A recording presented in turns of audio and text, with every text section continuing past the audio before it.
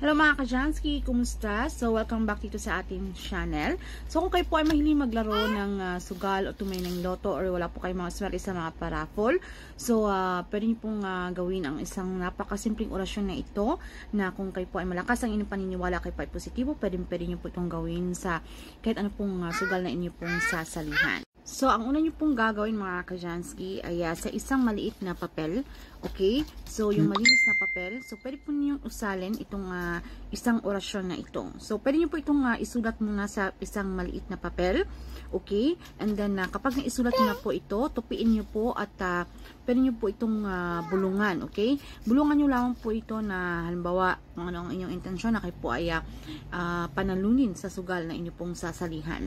And then, ilagay nyo lang po ito sa inyong mga pitaka at pagkatapos ay kapag kayo po ay maglalaro na, okay? So, pwede po kayong sambitin po itong ating orasyon sa pamamagitan po ng inyong mga isipan, okay? Ng 3 beses. So, pwede nyo po itong sambitin mga ka-Jansky, okay?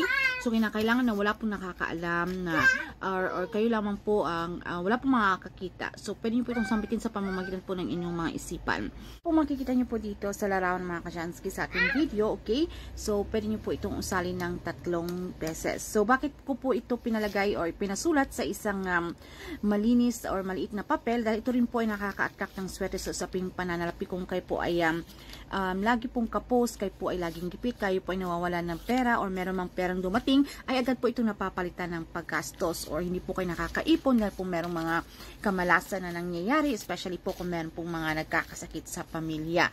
So, para po maiwasan ng mga kamalasan na yan, mainam din po itong orasyon na ito na ilagay po natin sa ating mga pitaka. So, ayun po mga ka-Jansky, so dapat keep manifest, okay, para mangyari po lahat po ng ating mga kahilingan at kayo po ay maging positibo para meron pong mga hadlang na yan, mga kontra na yan, okay, mainggit sa paligid, so ito po ay makakatulong.